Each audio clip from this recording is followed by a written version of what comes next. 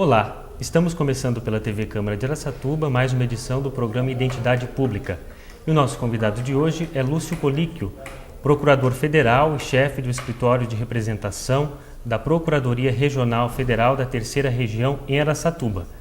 Agradeço também pela presença da esposa, a professora Augusta Isabel Colíquio, que o acompanha. Muito obrigado pela presença de vocês. E a primeira pergunta que eu gostaria de fazer é a respeito de onde o senhor nasceu, Lúcio. Primeiro, eu gostaria, antes de responder a sua pergunta, de cumprimentar os telespectadores, cumprimentar a vocês da TV Câmara, na pessoa da Paula, que é a diretora, e eu estendo esses cumprimentos a todos e, por consequência, aos funcionários da casa, aos vereadores, enfim, à presidência, a vereadora Edna Flor, muito nossa amiga, muito realizadora, e a minha alegria, eu gostaria de dizer, em estar aqui nesta casa, uma vez que eu por aqui passei por volta de entre 77 e 82 na condição de vereador, e tudo era muito diferente, muito prédio, a estrutura era bastante antiga, uma estrutura, eu diria, pobre em relação ao que é hoje, mas pobre em recursos. Hoje, tudo muito moderno, a culminar por um serviço de televisão que divulga os atos do Legislativo. Isso é muito importante. A tecnologia, a informática, os gabinetes dos vereadores, enfim, tudo pronto para servir uma população de quase 200 mil habitantes e uma população que, sem dúvida, merece contar com uma Câmara de Vereadores desse porte, desse trato, com toda essa tecnologia, enfim, Câmara que eu acredito deva estar situada entre as melhores e entre as mais bem edificadas do Estado de São Paulo, em razão de toda a sua dinâmica. E com isso, Carlos, eu acabei esquecendo da sua pergunta. É a respeito da localidade onde o senhor nasceu, Tá. da região. Tá. Eu sei, desculpa, a gente vai falando e a gente fala assim, eu vou ver se eu não falo muito. E a gente, quando vai falando, vai se entusiasmando e vai deixando a coisa rodar. De repente, a nossa diretora de televisão, ela fala assim, corta, porque não é por aí.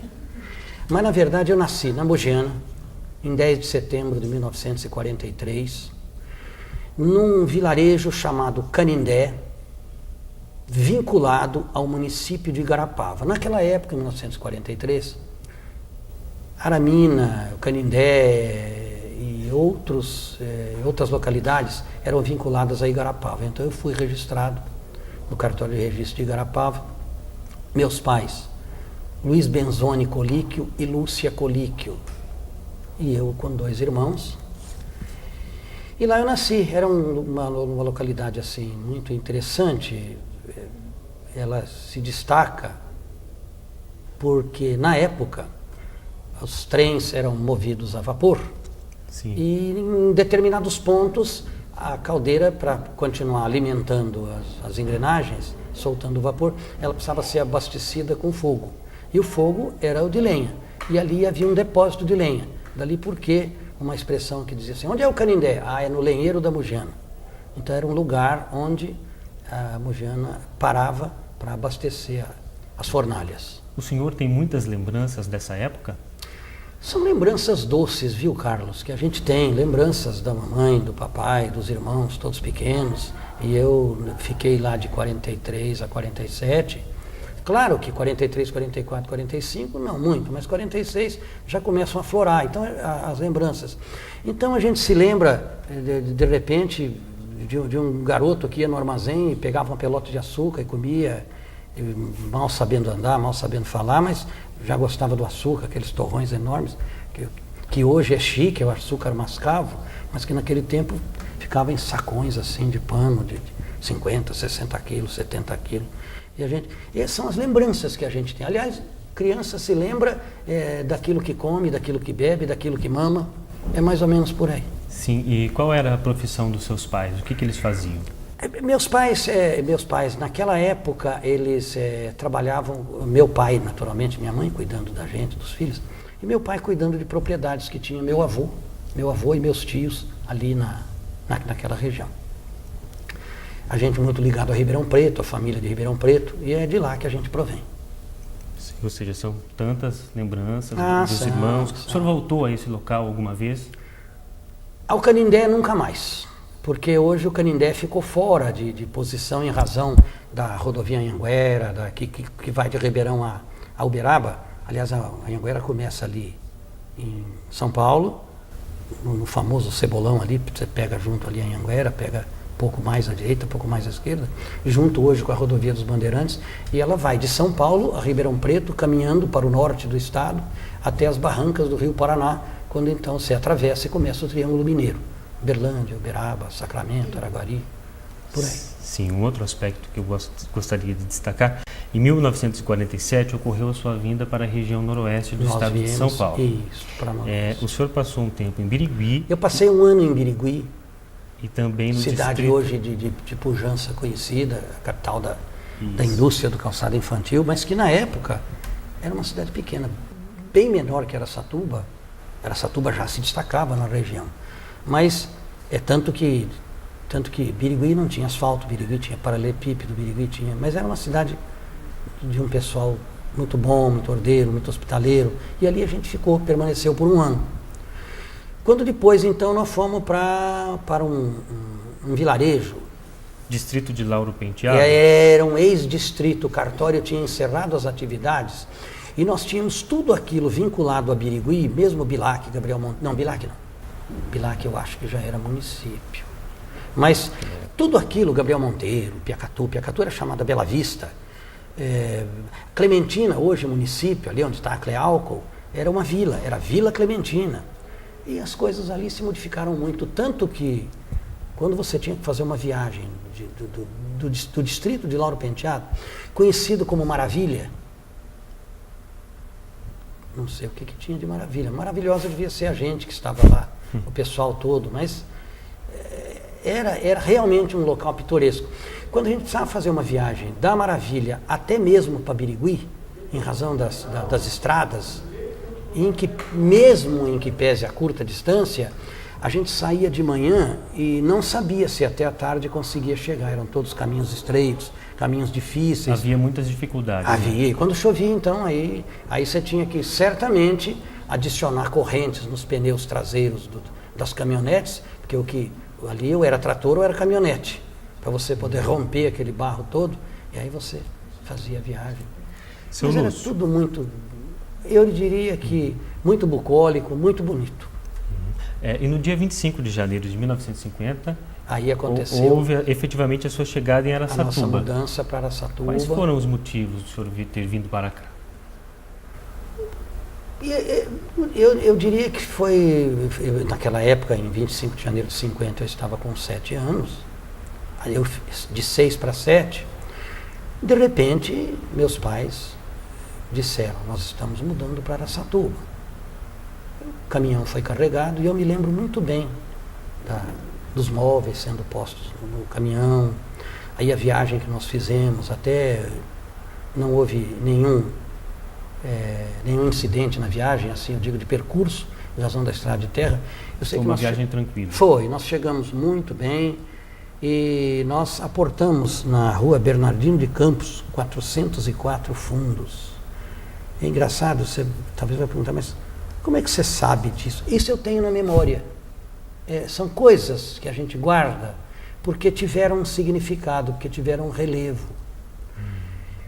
Naquela época, Araçatuba era prefeito dela, da nossa Araçatuba, o Dr. Valadão. Era o prefeito Valadão, ele era o prefeito do asfalto. Araçatuba até já tinha uma parte asfaltada de começo, e ela era a única, eu diria que, mas eu era garoto, mas a gente já ouvia dizer que Araçatuba era das únicas cidades do estado, do interior, que tinha asfalto. Tanto que ela era conhecida como a cidade do asfalto. Ela se identificava. Depois é que as outras cidades em volta, que só tinham paralelepípedo no calçamento, elas vieram substituindo o paralelepípedo, colocando asfalto por cima. Aí desapareceu aquela peculiaridade de Araçatuba ser a cidade do asfalto. Mas aquilo realmente distinguia a cidade. Pois bem, seu Lúcio, vamos falar um pouquinho de educação, do seu início aí na escola. O senhor cursou o primário no Instituto Padre Chico, em São Paulo. O Instituto Padre Chico é uma escola especializada para deficiente visual. Ela é situada no Ipiranga. Na época era um colégio interno e a gente então a gente ia para lá no início do período letivo, voltava nas férias de julho, passava o mês e depois voltava em agosto. Era uma época em que a gente, como eu vou dizer, o trem, por exemplo, levava, se fosse de trem, a gente viajava 24 horas daqui até chegar em São Paulo. A gente apanhava noroeste do Brasil, em Bauru fazia a baldeação, aí era uma delícia, você pegava a Companhia Paulista de Estradas de Ferro. É engraçado que até hoje, quando eu tomo um copo de Guaraná, me vem à mente exatamente isto. Eu, no vagão da Paulista, tomando Guaraná. Era uma delícia.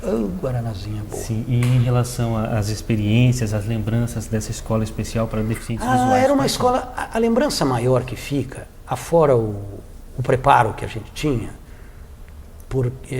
que era, a nível de ensino, era uma super escola. Mas o regime, eu diria que era um regime duro, um regime de muita disciplina, e a gente longe de casa, e a gente, garoto, moleque, mas tinha lá desde criança, lá tinha desde bebês, eu diria, até homens já formados, até completar o curso colegial, que eles davam cursos completos. A lembrança da gente era a saudade de casa. Muita saudade, eu me lembro, moleque que era criança, a gente acostumado com o colo da mamãe, com o colo do papai, a gente chorava muito, mas uma hora qualquer tinha que parar de chorar e tinha que estudar. Sim. Então era isso que acontecia, a lembrança maior era essa, tanto que a gente ficava esperando nos domingos que um telefonema acontecesse. Quando acontecia o telefonema, você revigorava, você ficava todo tranquilo. Se bem que naquela época telefonar era assim, você marcava de manhã na telefônica, e de repente a ligação saía à tarde se saísse. Então era tudo muito difícil. Tudo que a gente pudesse ter de comunicação da cidade da gente, do lar da gente, ainda que fosse uma carta, que fosse um telegrama, era tudo motivo de festa. Porque realmente a separação era total da família. Ok, seu Lúcio, nós continuaremos a conversa no próximo bloco. O programa Identidade Pública de hoje está entrevistando o Procurador Federal Lúcio Colíquio e conta também com a presença de sua esposa, a professora aposentada Augusta Isabel Colíquio. Nós faremos um pequeno intervalo e voltamos daqui a pouco.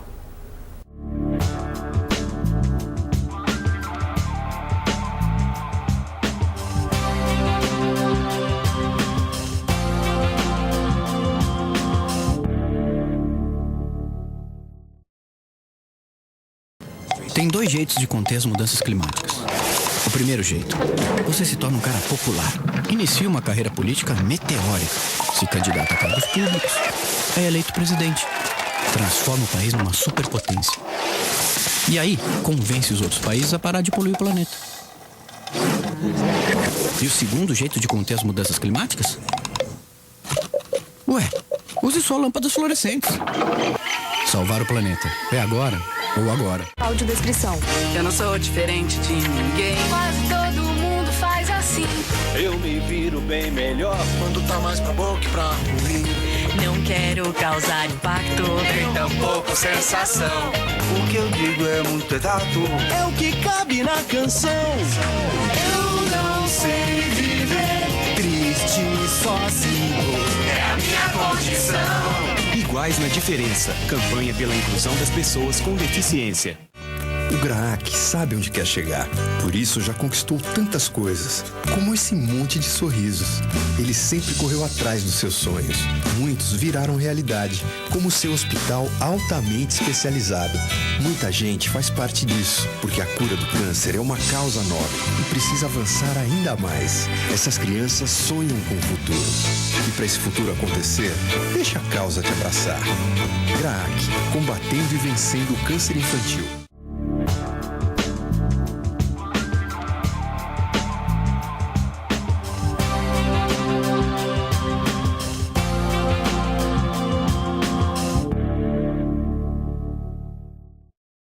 Estamos de volta com o programa Identidade Pública aqui pela TV Câmara de Araçatuba, que conta hoje com a presença do Procurador Federal, Lúcio Colíquio, e tem a presença também de Isabel Colíquio, a professora e sua esposa. Seu Lúcio, eu gostaria de começar esse segundo bloco, que o senhor falasse a respeito do IE, o Instituto de Educação Manuel Bento da Cruz. Quais são as suas recordações? São muito boas. Realmente eu fiz o antigo ginásio, que seria da primeira à quarta série, que hoje compõe o ensino fundamental, e fiz também o curso clássico, que hoje seria, eu diria, um segundo grau, ou o ensino médio. Mas na época era primário, ginásio, clássico, científico, normal ou contabilidade, e eu fiz o clássico porque eu queria me dedicar às ciências não exatas, às ciências humanas. Foi muito importante, o grau de convívio com os professores foi bastante forte, o ensino era muito bom, o Instituto de Educação Manuel Bento da Cruz era líder nas escolas públicas dentro do próprio interior de São Paulo, tanto que era comum alunos terminarem o curso clássico ou científico, irem para São Paulo, prestar os seus vestibulares e passarem sem qualquer cursinho preparatório, hoje tão necessário. E foi muito importante a minha convivência no IE. Em 1965, o senhor prestou o vestibular e ingressou no curso de Direito no Largo de São Francisco. No Largo de São Francisco. Como que foi para o senhor conseguir isso? Eu participei de uma seleção normal, como qualquer candidato, apenas que eu contava com a transcrição, uma vez que a prova foi feita em braille, com a transcrição da prova do braille para a tinta. Nós tínhamos na época, inclusive, o exame de latim, que constava do vestibular, nós tínhamos um tema de redação, algumas perguntas que eram feitas, e eu consegui a classificação, sendo que esse exame eu passei antes por um curso, o curso Filojures, um curso preparatório, e ali o ensino universitário também foi muito bom. Na verdade, o Largo de São Francisco, ele dá elementos, ele dá meios, basta a gente querer se preparar. Em 1970, em abril de 1970, eu colei grau como bacharel em Direito, em Ciências Jurídicas e Sociais, me inscrevi na Ordem dos Advogados e passei a advogar. E posteriormente, em 75, o senhor passou no concurso Em 75, eu me preparei, eu prestei um concurso seria o procurador autárquico do antigo INPS, que depois, quando da minha nomeação, passou para o INPS foi dividido em 3 autarquias, o IAPAS, o INAMPS e o próprio INPS. E eu fui chamado para assumir uma vaga de procurador autárquico já do IAPAS. E quais foram as principais dificuldades aí em o senhor assumir essa vaga? A grande dificuldade, naturalmente, foi em razão da barreira visual, porque eu, sendo portador de deficiência visual, eles entendiam que eu não poderia assumir o cargo. Ocorre, todavia, que quando eu fui fazer a minha inscrição, em princípio, inscrição para o concurso, em princípio ela me foi indeferida. Aí eu fiz um pedido por escrito, porque eu queria ver a resposta que eles iriam dar. Então eles disseram, isto por escrito, que o candidato, portador de deficiência visual, e usaram o termo candidato cego, seria submetido à prova apenas que a prova seria especial, mediante banca examinadora, desde que o candidato preenchesse os requisitos do edital. Ora, eu preenchi os requisitos do edital, eles não podiam me indeferir a inscrição. Eu fiz e passei. Aí eles quiseram obstar a minha posse exatamente em razão de uma limitação da qual eles já tinham conhecimento prévio. Eu até usava muito uma expressão de que o IAPAS pagou para ver e viu. Realmente, eu fui aprovado. Aí naquela oportunidade em que eles começaram a obstar a minha posse, eu tive um apoio muito grande da Globo, a Globo de São Paulo. Depois fizeram reportagens, nós fizemos uma entrevista. Foi muito importante aquilo, porque eu já tinha ingressado com recurso administrativo para que a minha nomeação e posse fossem deferidas. O que aconteceu em 1981 e em 10 de junho eu tomei posse. Aí nesse dia veio a TV Noroeste, é a antiga TV Globo de Rio Preto. Aí era Bauru ainda, a antiga TV Globo de Bauru, que cobria toda a região. Aí eles vieram, foram em casa, estiveram com a gente, aí foi uma alegria bastante grande. E no dia 10 de junho de 1981, eu assumi a Procuradoria do IAPAS. Lá eu permaneci. Em 1993 eu fui colocado na posição de chefe da Procuradoria. Permaneci nessa chefia até 2006. Aí já não mais do IAPAS, porque houve uma fusão de autarquia, o INSS passou a ser. Uma região de trabalho muito grande, de Pirajuí a Ilha Solteira, tudo isso sob a nossa coordenação. Eu tinha procuradores, advogados que estavam com a gente também. E o trabalho foi feito, eu diria, com dificuldades, não uma dificuldade especial, mas uma dificuldade advinda das próprias atividades. E as coisas... No final deu certo para o senhor assumir a função? Deu certo para assumir, deu certo sim. E eu já vou lhe dizer o seguinte, Carlos, a luta foi grande. Eu não sei se hoje eu teria força para empreender a mesma luta. Hoje eu com 65 anos e tal. O que eu sei é que na época eu tinha os meus 81, 43, 37, 27, não importa. Eu estou ruim de conta hoje, mas eu tinha força naquela época. Eu tinha força, eu tive a proteção de Deus, a bênção de Deus, porque para trabalhar com valores públicos, se você não tiver a bênção de Deus, você não faz. Aliás, você não faz nada na vida se você não tiver a proteção de Deus. Pois bem, seu Lúcio, vamos falar um pouquinho a respeito do seu casamento com a Augusta. Aí eu chego lá e vou chegar, agora, em 73 eu me casei. Como que foi? Deixa eu só completar aqui. Esse ponto é importante. Além da proteção de Deus,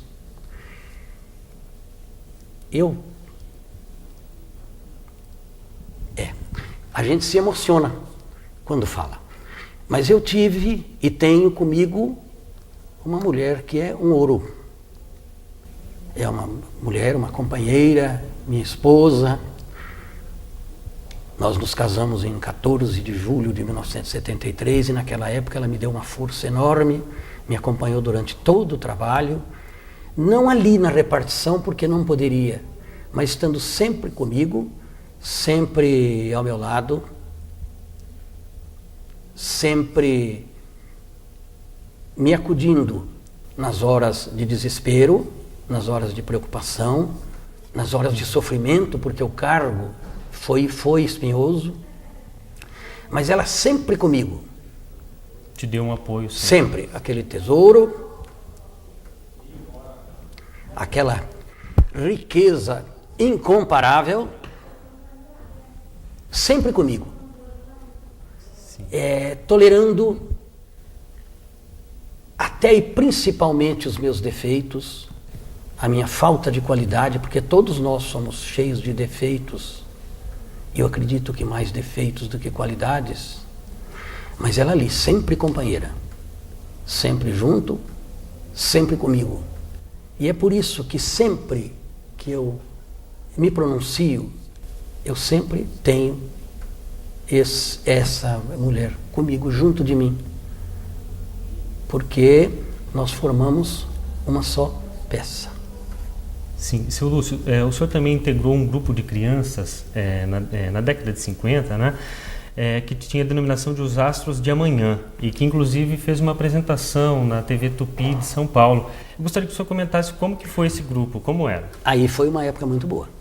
Realmente, de 1957 a 62, 57 foi quando inauguraram as duas emissoras, só havia Cultura na época, então tinha a Luz, a Difusora e a própria Cultura, e o Bolinha selecionou 9 elementos, para compor aquilo que ele chamava de Astros de Amanhã. Era um programa que ia das 10 às 13 horas, todo domingo. A gente ia para a missa das 9, às 10 descia para o Cine Bandeirantes, e aí era só alegria. Em 1960 nós gravamos um disco pela RGE, foi muito importante, muito bom.